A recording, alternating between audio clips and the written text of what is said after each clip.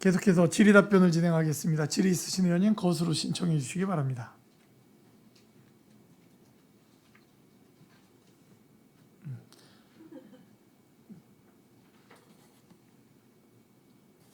질문 없으시면 그 질문 나온 것 중에 잠깐 보면 아까 이제 그 데이터 백업하는 이야기들 한번 드렸었지 않습니까? 그런데 전에도 드렸던 말씀인데 백업한 자료가 백업 그 원본 자료와 같은 곳에 보관되는 일은 없어야 된다. 건물도 다른 건물에 보관이 되어야 된다라는 말씀을 좀 드렸거든요.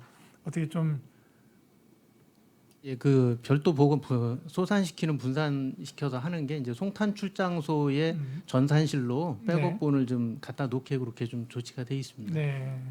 그러면 송탄 출장소의 전산실은 뭐 특별한 어떤 뭐 이렇게 그런 방화 시스템이나 뭐 이런 게 없죠.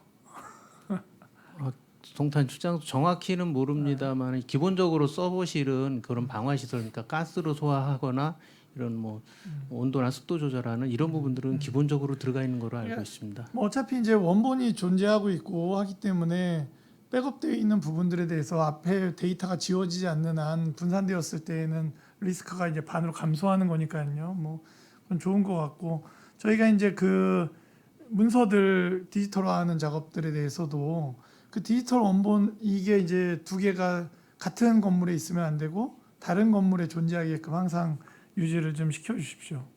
예. 예, 알겠습니다. 그리고 시민고충위원을 보면 거기 있는 상근 직원은 무슨 일을 합니까? 단순히 전화 받고 차 타고 뭐 이런 거예요? 아니면 어떻습니까?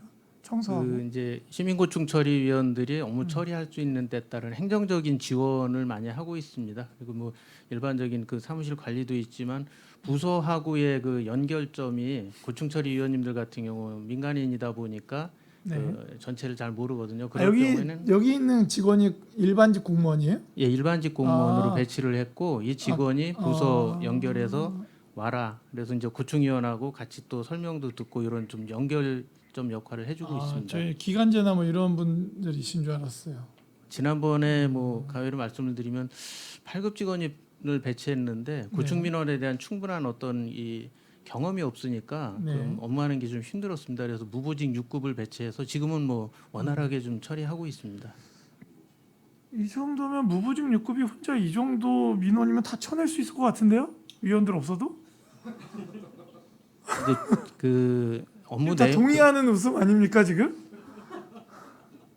예. 이게 시민고충 처리위원께서 하시는 합의나 이제 조정하는 그런 부분들은 아무래도 이제 그 위원 자격으로 하는 게 좀 맞을 것 같습니다. 뭐 저희들끼리 이제 뭐 좀 몇몇 의원님들하고도 이야기를 좀 했던 부분이 있는데 시민구청 처리위원이 민원에 대한 어떤 전담하는 부서라면 민원실에 데스크를 두고 상관하는 부분에 대한 고민도 해야 된다라는 생각을 좀 갖습니다. 그 세 분이 돌아가면서 데스크에서 왜냐면은 지금 있는 룸은 창도 없는데요. 철문 하나로 완벽히 닫혀 있는 그죠? 평소에 오픈하지 않는 방입니다. 참고로 저희가 그 철문을 좀 치웠습니다. 그러면 유리문으로 예, 바꿨어요? 이제 저도 이제 그걸 느껴가지고요. 철문이 닫혀 네. 있으니까 네. 부사장이 저도 들어가기 거부감이 있어서 네네. 여기 내려오자마자 회계과에 얘기해서 좀 유리문으로 다 네. 바꿨습니다. 어쨌든 그 공간 자체가 2층에 외져 있다는 거죠. 그렇기 때문에 이 시민구청 위원분들이 본인들의 존재의 이유를 찾고 상위 법률에서 규정하고 있기 때문에 저희가 뭐 하고 뭐 만들어 놓고 이런 것이 아니라 실질적인 어떤 시민들의 고충을 좀 들어주는 위원이 되려면 더 적극적으로 좀 다가가야 되지 않겠나. 지금은 굉장히 수동적인 거 아닙니까? 연락 오거나 다가오거나 해야지 진행이 되는 부분이지 않습니까?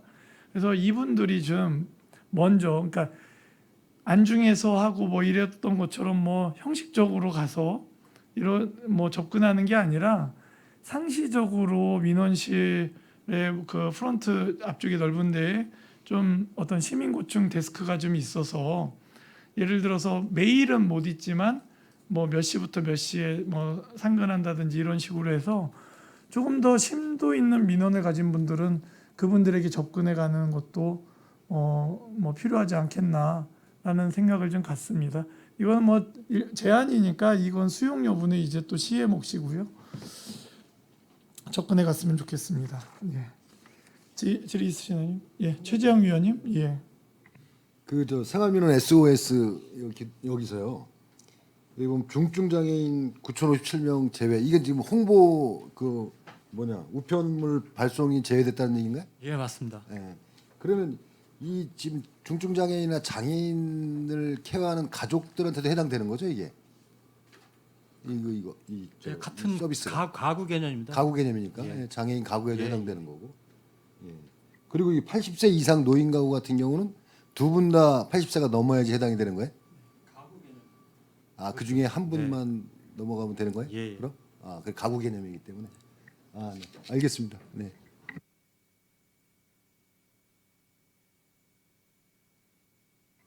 제가 두 분으로 이해하고 있었거든요. 지금까지. 그거 다시 한번 확인해서 좀 알려주십시오. 예, 알겠습니다. 네. 질의 있으신 의원님 있으십니까? 예, 더 이상 질의하실 의원님이 안 계시므로 행정자치국 소관 2023년 하반기 주요 업무 보고에 대한 질의 종결을 선언합니다. 행정자치국장님을 비롯한 관계 공무원 여러분 수고하셨습니다. 위원 여러분, 원활한 회의 진행을 위해 잠시 정회하고자 하는 데 이의 있습니까? 이가 없으므로 10분간 정회를 선언합니다.